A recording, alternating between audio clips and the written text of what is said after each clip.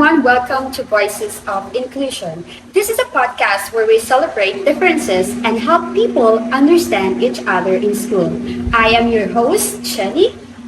And I am Janelle. We are so happy you are here with us today. Today we have one big episode and we will talk about why understanding different abilities is important for everyone. Yes, to understand this well, we will talk to three guests, a psychologist, a teacher, and a student. Let us welcome our first guest, Mr. Joseph Baguio. Hello, sir. Welcome to our show. Please tell us about yourself. Hello guys. Hello everyone. I am Joseph Baguio as a professional psychologist. My job is to study how people think, learn, and grow. I work closely with schools because helping students feel valued and safe. You mentioned earlier that you study about how people or how students learn or how they think. We have a question for you. What does diversity mean for you? Well, for me, diversity means it talks about the differences with each other. And also, sabi nga nila na we are created as a unique individual. Well, masasabi natin na unique tayo sa kanila or unique sila sa atin just because the two dimensions, which are the primary dimension and the secondary dimensions. Secondary dimension and primary dimension. Ano din talaga yung mga... Pinagkaiba? Yes. Well, the difference of two dimensions, the primary dimension, ito yung kumbaga, nature na nasa na tinatagay ng isang tao. Let's say for example, age, ethnicity. Yung mga tinatagay ng isang tao na hindi na nagbabago or hindi nare-replace. Yan yung primary dimensions. Well, ang secondary dimensions naman, ito yung mga bagay or mga bagay na natutunan natin or na-adapt natin na galing sa environment. Yes, sir. So we have another question. Okay, sir, now we understand about what is diversity. And we have a follow-up question on what is the important for teachers to understand the differences of their students. Yes, such as those students with disabilities.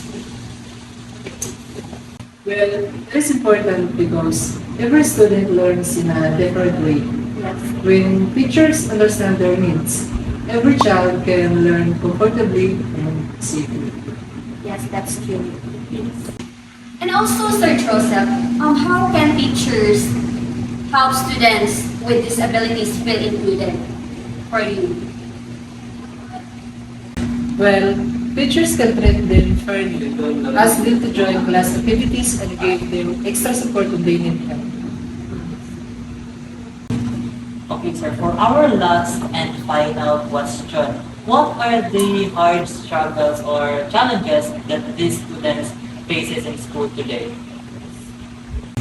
Well, they are still facing big problems. Sometimes people are unkind to them and also they have a lack of knowledge about the diversity.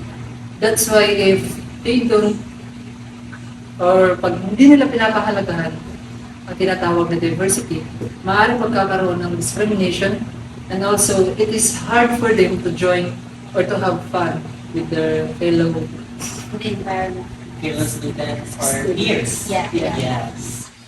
Yeah, that's reality, sir. But before you leave, sir, what is your main message for teachers? Well, my message is very simple. Even though we have differences, but we have to respect each other. Work hard to make a classroom where every student feels accepted and loved. Thank you so much, Sir Joseph.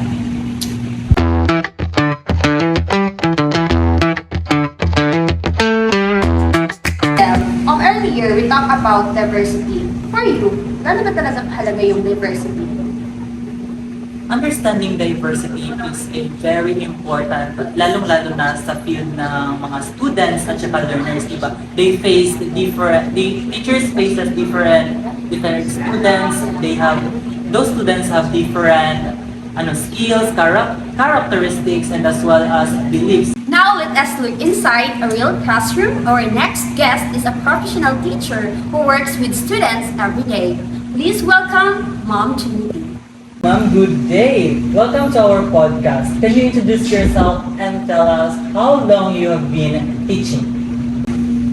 Hello everyone, I am teacher Jenny B. I have been a teacher for many years. In my job, I meet and teach students with many different abilities and learning needs. From your experience, what does diversity look like in classroom today?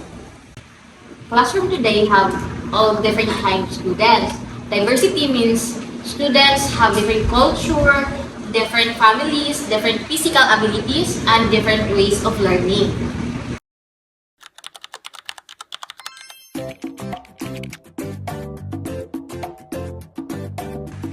With those differences, ma'am, how do you support all these different students every day? I change my teaching styles to fit every student. I also ask students to help one another. I make sure my classroom is a friendly place for everyone. Yes, Mom Trinity. What is a big mistake people believe about students with disabilities? As what I observed, some people think that having a disability means a student cannot learn, which is hindi talaga siya tama. Yeah. With the right help, they can do amazing things. Also, having them in a class teaches other children how to be kind and helpful. For you, ma'am, as a teacher, how can a whole school stop bad behavior and promote inclusion? Inclusion means everyone is belong. School must teach everyone to support inclusion. We need to share good resources and remind everyone that acceptance starts with understanding. Yeah. Thank you, Ma'am Jenny. What is your final advice for future teachers? To the future educators, always see the good potential in every student. Do not look at what he cannot do. Look at what he can do with your love and hope.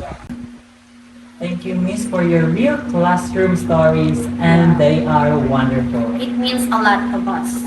To finish our episode, let us look at the future. Our last guest is an education student who will be a teacher tomorrow. Please welcome our student guest, Mr. James Ryan Hiralia. Hi James, welcome to our podcast.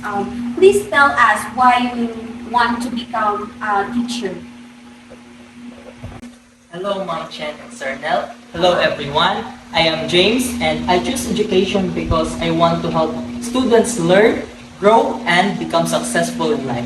For you, James, why is it important for future teachers to learn about different abilities?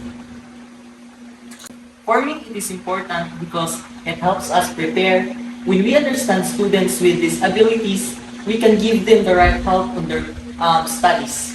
What hard problems do students with disabilities still face in schools? They face many problems.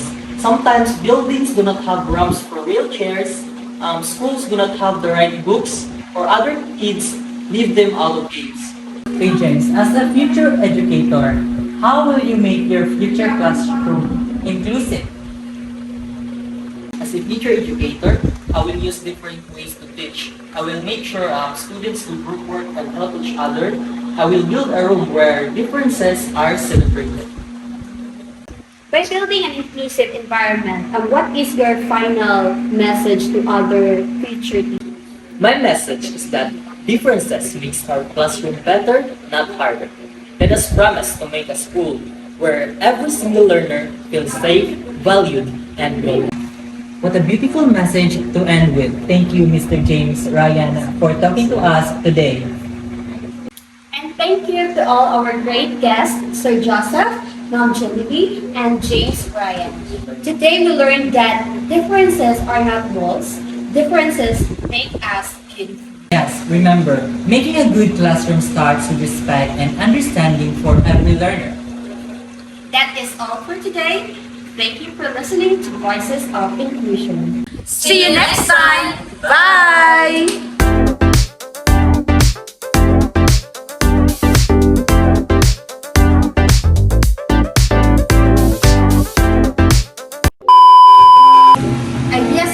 Yes, that's right, sir.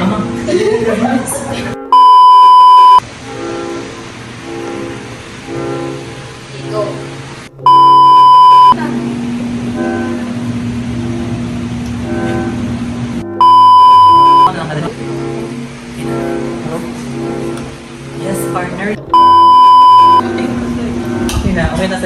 Dili kita ko mata. Okay. From your experience, ma'am,